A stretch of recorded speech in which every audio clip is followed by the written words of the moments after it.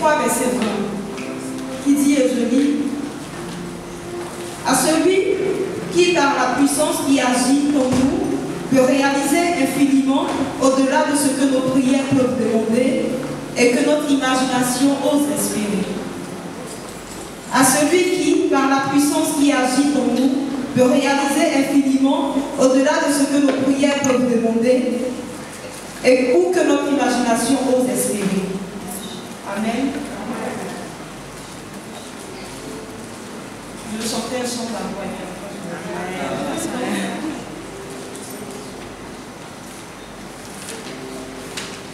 Qui est comme toi, Jésus? Aucun homme n'est comme toi, ô mon roi. Je t'ai cherché pendant l'éternité sans trouver un Dieu comme toi.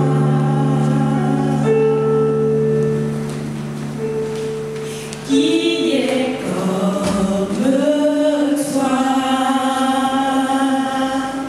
Jésus? Aucun homme n'est comme toi, ô mon roi. Je t'ai cherché pendant l'éternité sans trouver un Dieu comme toi. Bon et mon Père, mon âme te bénit, mon âme te remplit de la gloire. Merci pour cette exhortation dont tu peux comprendre. Jésus vient et parle à ce peuple. Jésus vient et parle à chacun de nous. Parle à mon cœur. Que moi je le fasse et que toi tu grandisses au travers de moi. Et que ce qui sortira de ma bouche, Père, vienne de toi. Merci parce que tu prends le contrôle. Que la gloire te soit rendue au nom de Jésus. Amen. Amen. Amen. Ce matin, je suis venue te parler du Jésus qui peut tout. Amen. Je suis venue te parler du Jésus qui dit les choses et elles arrivent. Amen. Du Jésus qui n'a pas changé. Amen. La Bible dit qu'il est le même hier, aujourd'hui, éternellement. Je suis venue te parler du Jésus qui faisait, qui fait et qui fera toujours. Amen. Je suis venue te parler du Jésus qui était mort et qui est ressuscité. Amen. La Bible dit Christ en nous, l'espérance de la gloire. Amen. Vous savez, nous tous ici, on a tous des témoignages. On a tous vécu une expérience merveilleuse avec le Seigneur. On a tous connu Jésus d'une manière ou d'une autre. On a rencontré Christ, on lui a donné notre vie, on l'a accepté et on lui a fait confiance. Et je me permets de dire que c'est suite à cela que nous avons tous vécu des témoignages. Et je peux dire que c'est suite à un témoignage que toi et moi, nous sommes accrochés à Jésus. C'est suite à une expérience merveilleuse que toi et moi, nous sommes accrochés au Seigneur. Et je pense que c'est depuis ce jour-là qu'on ne l'a plus lâché. Amen. Et je crois que dans toute notre marche avec le Seigneur, on a expérimenté beaucoup de choses. Mais ce qui a fait que chacun de nous a eu un témoignage, ce qui a fait que chacun de nous a pu tenir dans la présence de Dieu, c'est l'expérience merveilleuse qu'il a connue avec le Seigneur. Amen. Amen.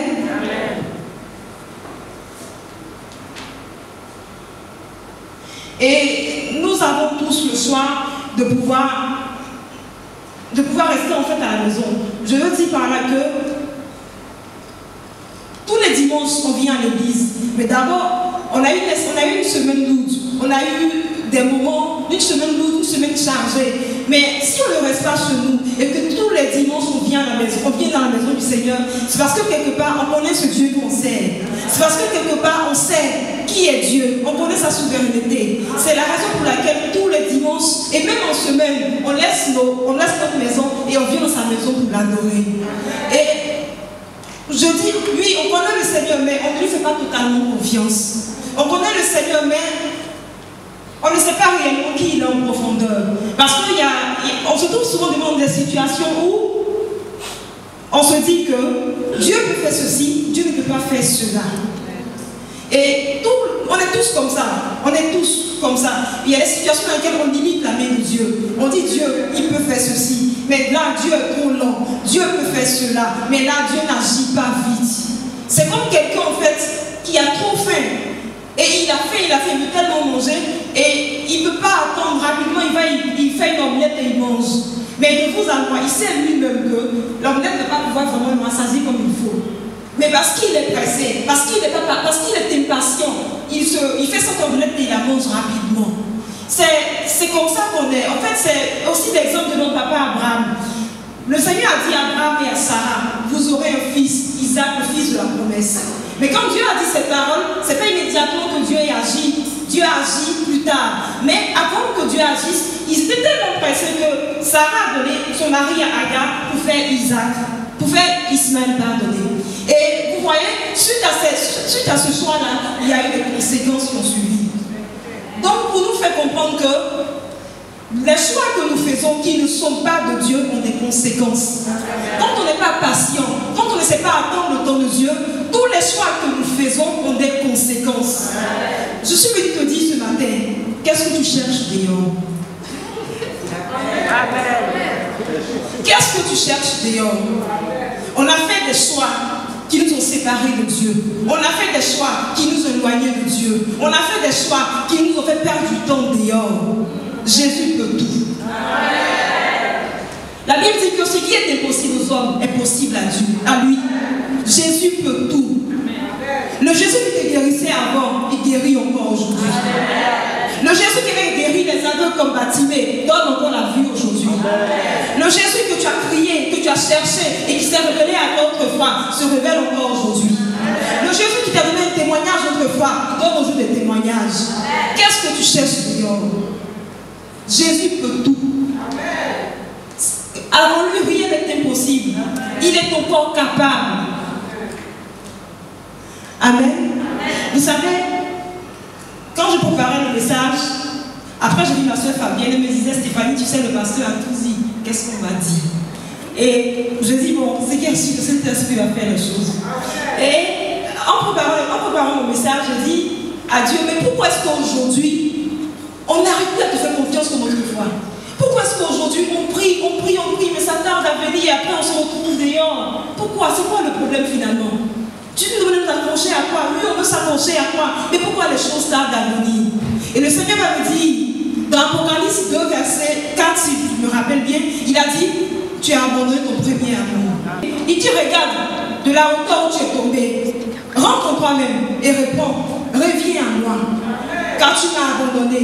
Vous savez, quand on était chrétien au départ, souvenons-nous, moi je me souviens, dès que tu me touches, ripopopopo, dès que tu me touches, ripapapapa, tu ne pouvais rien faire avec moi. On parlait en langue ici. Dès que tu vois une bête, au nom de Jésus, je te brise. Parce qu'on avait la flamme, on avait le zèle, on était zélés pour le Seigneur, on était remplis de cet amour-là. Partout où on passait, on parlait de Jésus. On voulait que tout notre entourage sache qu'on était chrétien. Tu rentres en classe, ta voisine n'est pas chrétienne. Ah, viens à l'église avec moi. On évangélisait. Il n'y a rien qui nous arrêtait. C'était au début de notre foi, ça. Le Seigneur dit, tu ne peux plus comme ça. Le Seigneur dit, vous avez quitté votre premier amour. C'est la raison pour laquelle les choses tardent à venir. C'est la raison pour laquelle on pense que Dieu n'agit pas comme avant. Si, mon frère, ma soeur, Dieu agit comme avant. Il n'a pas changé. Le Dieu qui a guéri les Sidéens autrefois, il guérit encore aujourd'hui. Le Dieu qui t'a donné un travail autrefois, aujourd'hui donne encore du travail. Jésus n'a pas changé. Jésus n'a pas changé. C'est nous qui avons laissé notre premier amour. C'est nous qui avons quitté avant. L'amour, il dit, le Seigneur dit, tu ne m'aimes plus comme avant. Tu ne m'aimes plus comme autrefois. Reviens à ton premier amour. Regarde de la hauteur où tu es tombé. Regarde de là où tu viens et recommence à zéro avec moi. Le Seigneur veut nous voir, entrer dans sa présence. C'est ce problème-là qui est là. On n'est plus comme avant, on n'est plus zélé. Tout feu, tout flamme, on n'a plus ça. Voilà la raison pour laquelle on doute de la capacité de Dieu. Voilà pourquoi on doute de la puissance de Dieu. Jésus n'a pas changé. Éphésiens 3, verset 20 dit, à celui par qui je vais voir. Oui, je vais laisser venir. Amen. À celui par qui la puissance.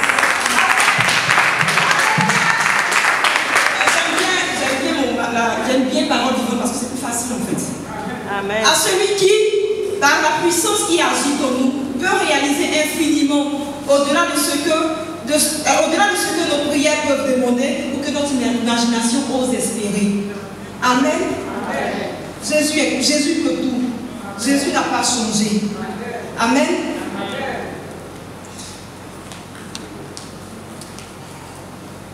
Il dit, oui, tu as abandonné notre premier amour. Il dit également qu'on ne s'aime plus comme autrefois. On ne s'aime plus. Parce qu'on a des frères, on a des sœurs qui ne sont plus dans la communauté, qui sont éloignés de la foi, qui ont abandonné la foi parce que certainement ils n'ont pas vu leur projet se réaliser. Ils n'ont pas vu leur prière exaucée. Et ils sont éloignés de la foi. Les bontés de l'Éternel ne sont pas épuisées. Que ses compassions ne sont pas à l'éternel. Qu'elles se renouvellent chaque matin. Parce que Dieu est encore capable. Parce que Dieu n'a pas changé. Il est le même. Il est le même. Je veux par cette occasion m'adresser à celui-là qui ne connaît pas Jésus et qui est venu pour la première fois ici. Tu as été invité. Tu sais, mon frère, ma soeur, la seule chose qui te manque, c'est Jésus. Si tu l'as, tout ce que tu cherches, tu trouves tout ce que tu cherches. Parce que Jésus n'a pas de limite. Jésus ne promet pas comme l'homme promet. L'homme promet, après il dit, je n'ai pas dit. Mais la Bible dit que ce que Dieu dit, il accomplit. Parce que c'est sa parole. Jésus n'a pas changé. Dans le livre de Genèse 50, verset 20, Joseph a dit, ils avaient médité de me faire du mal, mais toi, Dieu, tu l'as changé en bien. Parce que Jésus est encore capable. Jésus fait encore. Jésus qui t'a guéri avant, il guérit encore aujourd'hui. Jésus qui a permis que tu sois meilleur en place, il te conduit d'être encore meilleur dans tout ce que tu fais jusqu'à dans ton avenir. Il est le même. Amen. Je veux avancer, je veux rentrer dans le livre de Luc 19. Luc 19, verset 1 à 6. Je ne vais pas lire, mais on connaît toute l'histoire. C'est l'histoire de Zachée. Zachée voulait voir Jésus. Vous savez, Zachée, qui était Zachée? Zachée était un collecteur d'impôts. Qui était Zachée? Zachée était un voleur d'impôts. Qui était Zachée? Zachée n'était pas un chrétien, comme toi et moi. Zachée avait seulement entendu parler de Jésus. Zachée voulait voir Jésus. Et pourquoi je le compare à Zachée? Parce que Zachée voulait voir Jésus et Zachée s'était arrangé. La petite était petit détail, il n'était pas grand. Donc s'il restait forcément dans la foule, là, il n'allait pas voir Jésus. Donc qu'est-ce qu'il a fait? Il a trouvé un sycomore sur lequel il voulait monter. Et Jésus en parlant, Jésus en marchant, Jésus s'est tourné vers Zachée. Il a dit à Zachée, aujourd'hui je vais loger chez toi. Amen. Zachée voulait voir Jésus. Zachée n'imaginait même pas que Jésus allait rentrer chez lui. Zachée voulait voir Jésus. Et Jésus a fait au-delà de ce que Zachée pensait. Jésus a dépassé Zachée. Zachée voulait simplement le voir parce que Zachée était trop pécheur, il ne se voyait pas même l'image, il n'imaginait même pas de ses pensées. Mais Jésus l'a dépassé. Jésus a dit à Zachée, je veux loger chez toi, je veux entrer chez toi. Zachée n'avait aucune relation avec Christ. Mais toi et moi, nous avons une relation avec Christ. Tu pries, on prie chaque jour, on parle à Jésus, il se révèle à nous, il nous montre son songe, en vision plein de choses. Jésus, on entend nous parler. Quelle grâce, quelle chance on a. On a une intimité avec Christ. Zachée n'avait même pas tout cela. Mais Jésus avait pu Zachée au-delà de ce qu'il pensait. Et puis toi qui chaque jour viens dans sa présence, toi qui l'aime, toi qui le prie, toi qui es avec lui chaque jour, ne te décourage pas. Jésus est celui qui peut tout. Amen. Il a fait au-delà pour Zachée. Et pour toi qui es assise là. Pense, imagine, Zachée, c'était son un voleur. Zachée venait même espérer la rue de l'église. Zachée, il était tranquille sur lui. Mais parce qu'il a entendu parler de Christ, il dit, je veux le voir. Je veux le voir. C'est comme quand on va sur Facebook. Il y a beaucoup de gens qui ne sont pas chrétiens. Mais regardez, allez sur Facebook. Tous les exemples qu'on donne de Jésus, toutes les vidéos qu'on met, il n'y a pas une vidéo qui ne parle pas de la souveraineté de Jésus. Ils ne sont pas chrétiens, beaucoup ne sont pas chrétiens, mais ils font parce que chacun reconnaît la souveraineté de Jésus. Chacun reconnaît qui est Jésus, sauf qu'ils ne sont pas chrétiens. Sachant s'il a reconnu parler de Jésus, il n'était pas chrétien. Jésus est ton papa. Tu dors avec lui. Tu as la grâce de lui parler. Tu as la grâce de changer avec lui chaque jour. Tu vas te fléchir, Jésus te répond. Zachée n'avait pas ça. Zachée ne connaissait pas. Il voulait simplement le voir. Mais Jésus est entré chez Zachée. Il a dépassé Zachée. Il a surpris Zachée. Qu'est-ce que Dieu ne peut pas faire pour toi? Jésus peut tout. Il n'y a rien dehors. Il n'y a rien dehors. Je suis venu te dire, il n'y a rien dehors. Tu sais, c'est toi le chrétien.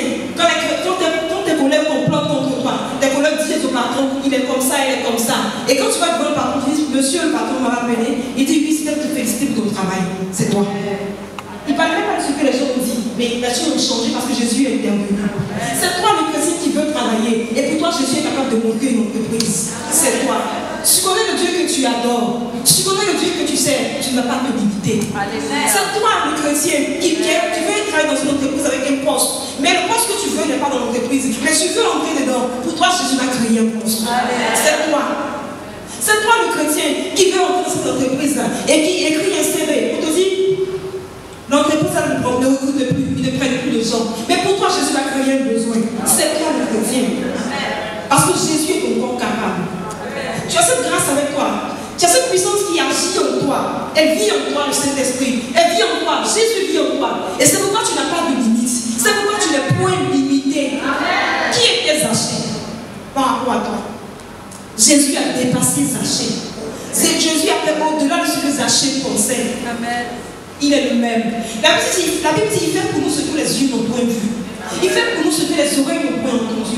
Il fait pour nous ce qui n'est point monté au cœur de l'homme. Et Corinthiens 2, verset 9. Jésus est encore capable. Amen.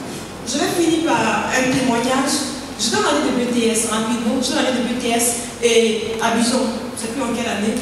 Et puis on se rend. C'était un moment où je n'avais pas d'argent. C'était difficile pour moi de venir. Chaque jour, mon petit maman, je veux de l'argent parce qu'il y avait mes frères, mes cousins, mes cousines tout petits qui étaient là, dont elles s'occupaient déjà.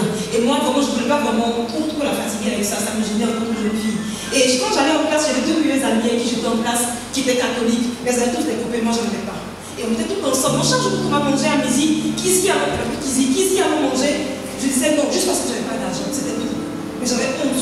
Et une fois, je suis rentrée à la maison, j'en avais marre. Je suis rentrée dans la chambre, je me suis mise à genoux. J'ai dit, Seigneur, mais comment tu agis? On peut te servir et souffrir comme ça.